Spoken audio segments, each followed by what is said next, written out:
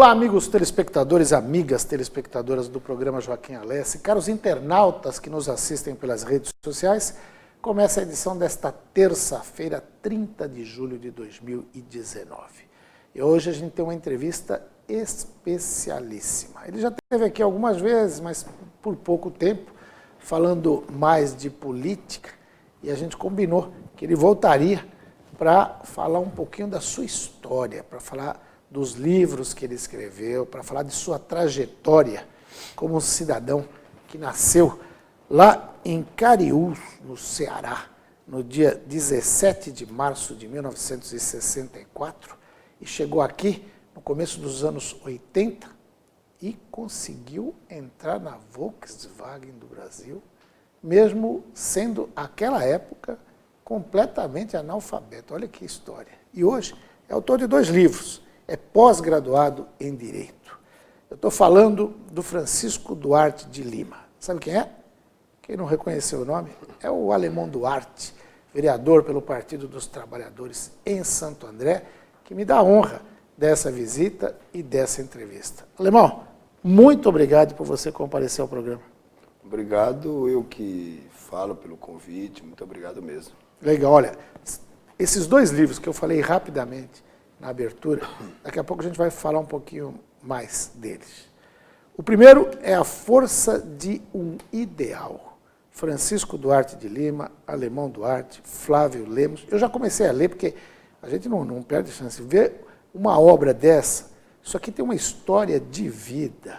E eles começam fazendo uma homenagem aqui ao grande ídolo, que eles falam ao meu ídolo, mas é meu também, Paulo Réglos Neves Freire. Paulo Freire.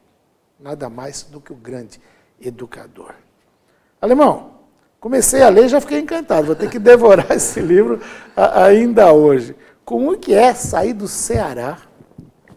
Como é que tua família, você falou que tua mãe, ela deu à luz a 16 filhos, chegou a conceber 22, é isso? Uhum. Que gente de fibra e de coragem, né? Como é que começou tudo? Então, eu sou caçula dos... Eu falo de 16. Você é caçula dos 16? 16, mas minha mãe, a informação que eu tenho dos próprios meus pais, que engravidou 22, mas nasceu 16, hoje nós somos em 13. Certo. Vivo e eu sou o caçula de todos. Parte da minha família veio para cá, para São Paulo, para Santo André. Eu acabei com um determinado tempo, uma certa já 18 anos, 19, convite da família, vim também para Santo André. Cheguei aqui dia 8 de abril, aniversário da cidade. 8 de abril você chegou? É 8 de abril de 84. Foi o ano que eu cheguei aqui em Santo André. Certo. Claro, sem saber ler, sem escrever, vim meramente para ver a família, mas acabei ficando nessa cidade maravilhosa, nessa cidade grande, até os dias de hoje, né? Legal. Agora, você chega aqui no começo dos anos 80, já tinha acontecido aquela retomada do movimento sindical brasileiro que estava sufocado até 1978, quando eclodiu a primeira grande greve, né, dos metalúrgicos do ABC, liderados pelo Lula. Mas aí você já chega em 84, naquele clima de direta já, naquele clima de uma luta pela redemocratização do Brasil. Você já estava envolvido nesse movimento? Eu não tinha nem ideia de que isso acontecia. Olha, Joaquim, eu não tinha nem noção, nem do espaço onde eu estava. Certo. Claro que meu irmão trabalhava na Volkswagen do Brasil, o outro meu irmão que já é falecido, Aldenor, na TRW, então eu tinha uma vivência metalúrgica, eles, mas eu até então não entendia nada.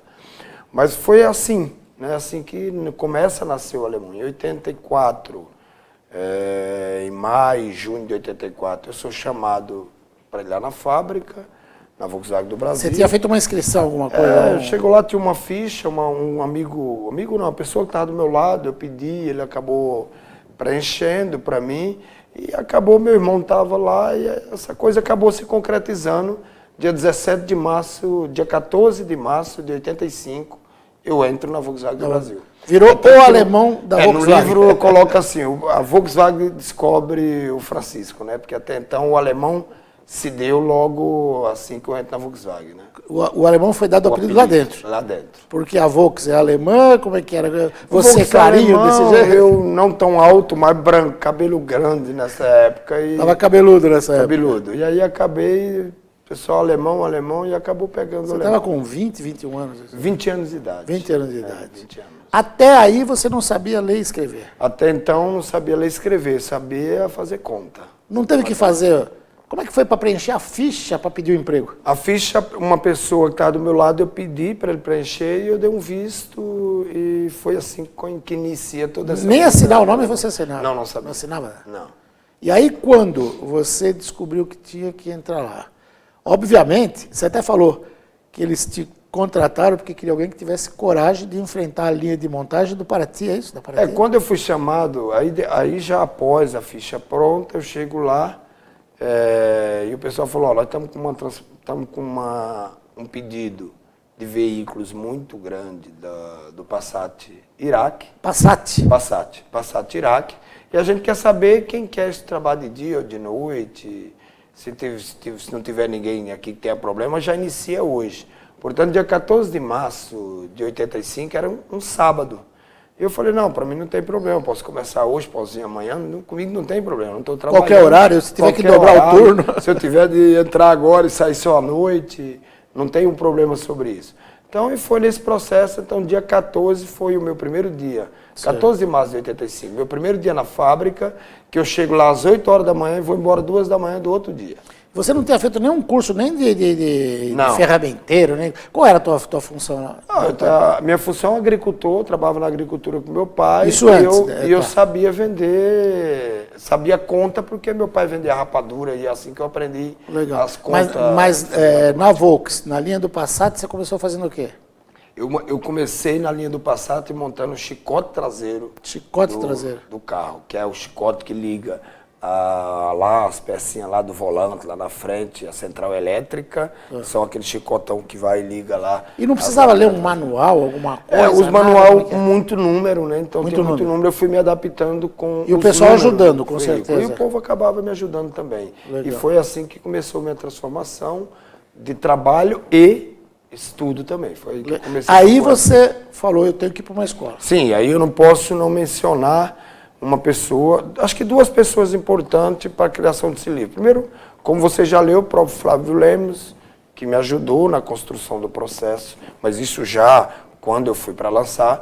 Mas a Marlene Tocchestini, uma mulher, era diretora do Nelson Cardim de Brito, em Capoava, que na época, quando eu fui fazer uma provinha com ela de matemática, ela falou, tem aluno de 8ª série aqui que não sabe fazer a matemática que você está fazendo.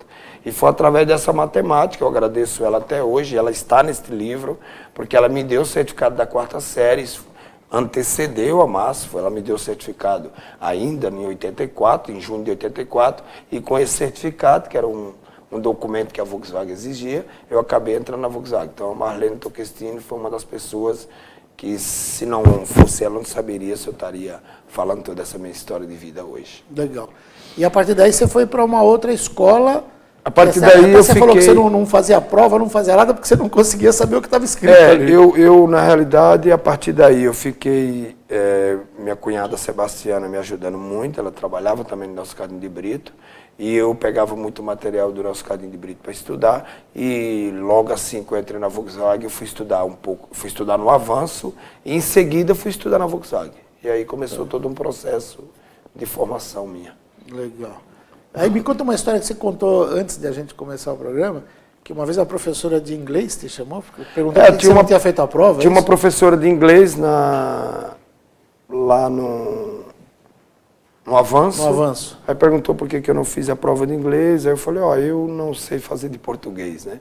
E eu acho que eu agradeço muito a Sueli, hoje eu acho que eu não a conheço, eu a ver, mas agradeço muito ela, porque foi ela que apresentou para a diretoria da escola, e a diretoria me ajudou muito, ou seja, me deu uma bagagem para que eu pudesse fazer um teste na Volks e entrar na 5ª série na Volkswagen do Brasil. Legal. Tanto que eu fiz tanto o meu 1º grau e 2º grau na Volkswagen. Legal. Aí, já dentro da Volkswagen, você começou a ter contato com o mundo sindical. Sim.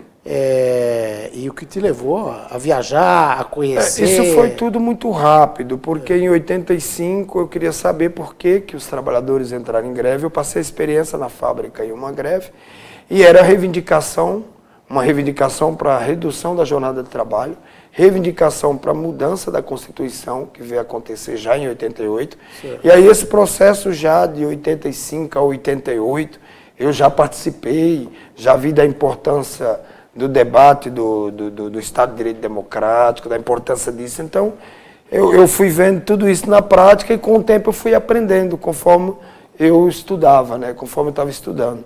Então, quando o professor Ismael me deu um livro para eu ler, que era A História e a Riqueza do Homem, isso já em 89, então eu fui entendendo esse processo da classe operária, né?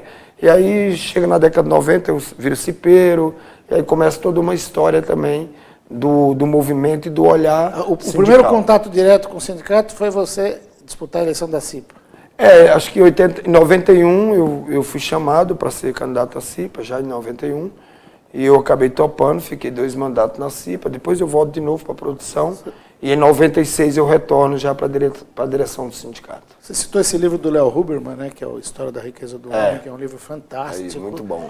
Que às vezes a questão da população, da mais-valia, essa coisa toda. É isso. Aí você já começou a virar um pouco de intelectual, né? Eu comecei já a perceber que precisava estudar muito mais, né? Então, quando em 92 eu termino o 2º grau, eu venho para a escola do sindicato. Então, eu faço todos os cursos de formação do sindicato. Certo. Antes tinha o SPB, depois tinha matemática básica, depois tinha os cursos de organização local de trabalho.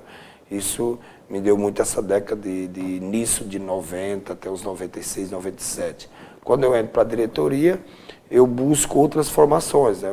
Eu fiz economia do trabalho na Unicamp, eu fiz pesquisa participativa na Federal do Rio, depois eu fiz gestão pública na Federal de São Carlos, e depois eu me formo em gestão pública. Certo. E aí termino em 2012, aí já dando todo esse pulo. Aí em 2012 já te convidam para ser candidato a vereador. Aí me chamam para ser candidato a vereador, eu era vice-presidente do sindicato, eu estava na rede sindical mundial. O presidente, quem que era o Nobre? Não, quando em 2010 era o Feijó. O Feijó era o presidente e eu era o vice-presidente. Feijó da Ford e eu da Volkswagen do Brasil. Legal. E quem te convidou foi o Marinho e o Grana, os dois? Na época, o Marinho, como o Marinho era da Volkswagen, o Marinho falou, é importante ter alguém na ala 14, e acabou me indicando. Eu vim para a direção, depois eu dei continuidade à rede sindical mundial e acabei virando vice-presidente.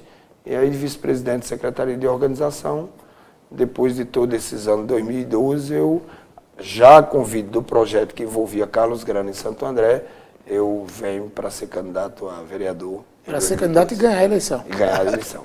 Legal. Alemão, eu vou pedir licença para chamar um rápido intervalo comercial, okay. Depois a gente vai falar já do teu trabalho como vereador. Lógico, se a gente fosse contar toda a história que está aqui nesses 2 livros, a gente ia ficar aqui uns 3 dias e ia ser pouco. É isso. Mas a gente já conseguiu dar uma noção para o pessoal e falar da tua atuação como vereador. Eu quero agradecer aqui a audiência do Leonardo Campos, ele está dizendo que está com um problema no foco da minha câmera. Eu vou pedir para o pessoal já corrigir agora aqui no intervalo, mas agradeço a preocupação e esse toque que o Leonardo está dando aqui. A gente vai para um rapidíssimo intervalo comercial e daqui a pouquinho está de volta. Então você que está nos assistindo aí pelas redes sociais, não vai ver o WhatsApp, Facebook do amigo não, que você vai perder informação importante, vai perder aquilo que o Alemão Duarte vai falar a respeito da política em Santo André hoje, né, que o pessoal quer saber como foi o primeiro mandato dele, como está sendo esse 2º mandato, o que ele está projetando para 2020, que vai ser um ano importantíssimo para os municípios brasileiros. Tudo isso você vai acompanhar aqui na TV Grande ABC, no canal 3 da NET São Caetano e também pelas nossas redes sociais. Então a gente volta já já.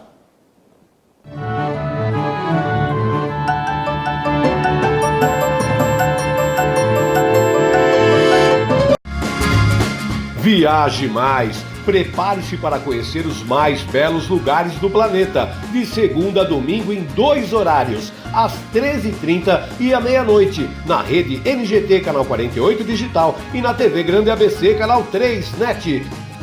Agora você tem um encontro marcado com Walter Esteban no programa Viaje Mais.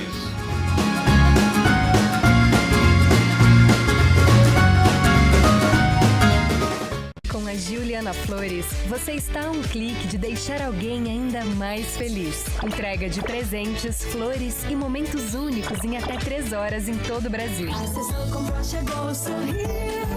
Juliana Flores. Sob nova direção e mantendo a comida caseira, sejam bem-vindos ao Restaurante da Praça. Ideal para as refeições rápidas, mantendo o tempero caseiro, com pratos variados e buffet de saladas. Segunda é dia de tutu de feijão, terça rabada com polenta, quarta tem feijoada, quinta variedades em massa, sexta peixe, em breve churrascos e lanches. E se preferir levar o marmitex, elas montam para você na hora. Rua Rio Grande do Sul, 283, centro de São Caetano do Sul. Venha conferir. Pior que não ler jornal é ler apenas um jornal. Leia. Assine e anuncie no Jornal ABC Repórter. 4224-4789. Se você é notícia, foi ou vai ser, ligue para a nossa redação ou mande um e-mail para redação@jornalabcreporter.com.br. ABC Repórter, o diário. www.jornalabcreporter.com.br. Ei, quer saber como escolher a sua escola de inglês? Não pergunte pro boneco do posto. Não pergunte pra esse monte de gatos da sorte. Não pergunte pra essa estátua. Nem pra esse cara sem boca, né? Não pergunte pra essa boneca havaiana, pra essa turminha aí ou pro rapaz dessa foto. Mas esse balão de barba vai saber, né? Nah. Pergunte pra quem já faz IASIG e faça a escolha certa. Agora no IASIG você pode falar direto com nossos alunos e pais de alunos, tirar suas dúvidas e descobrir todos os motivos para estudar inglês aqui. Fale com a gente, fale com o mundo. IASIG, você cidadão do mundo. K1900, seu novo estilo de vida. Inovação, troca de experiências são fundamentais para o crescimento dos negócios. Conheça agora o K1900, espaço coworking no ABC. Sem fidelização, usa o que precisa e paga apenas pelo que usou. Salas e toda a infraestrutura, bicicletário e um exclusivo boteco working. Avenida Presidente Kennedy, 1900, bairro Olímpico, São Caetano do Sul. Ligue 4210-2114. K1900, ideal para organizar e desenvolver seus negócios.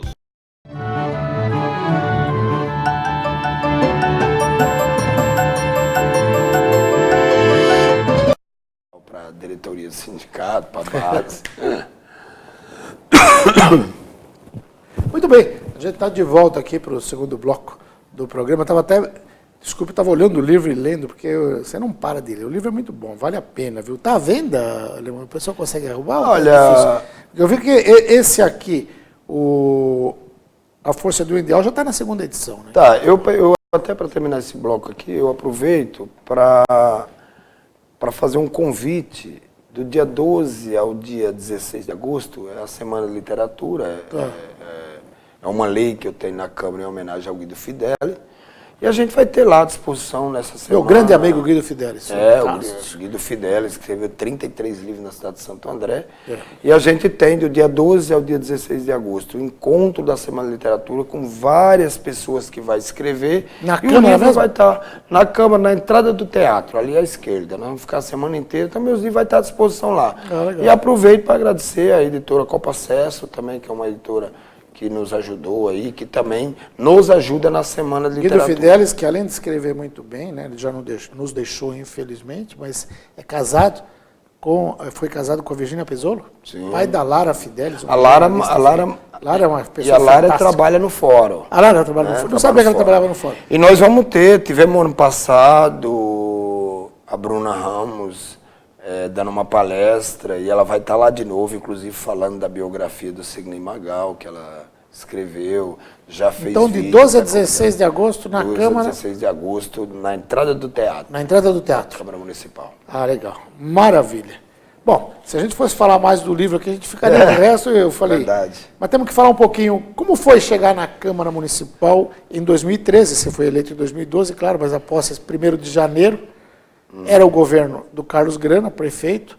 Como é que foi é uma outra descoberta, não é? A partir do momento que chega lá? Olha, Joaquim, é uma outra vida, é uma outra história. Agora, eu carrego, né, em toda essa minha história, uma história de muita ética, uma história de muita responsabilidade, uma história de muito compromisso.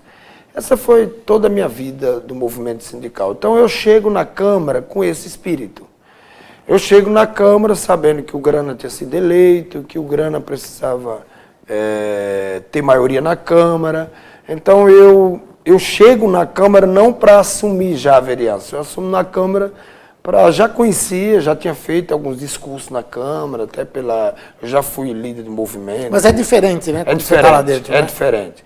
E aí, acho que a primeira coisa que eu... foi pegar o regimento interno, a lei orgânica, para quando eu assumisse já ter noção do que a gente ia fazer lá. É claro que o dia a dia ali é diferente, só dá para saber quem está lá.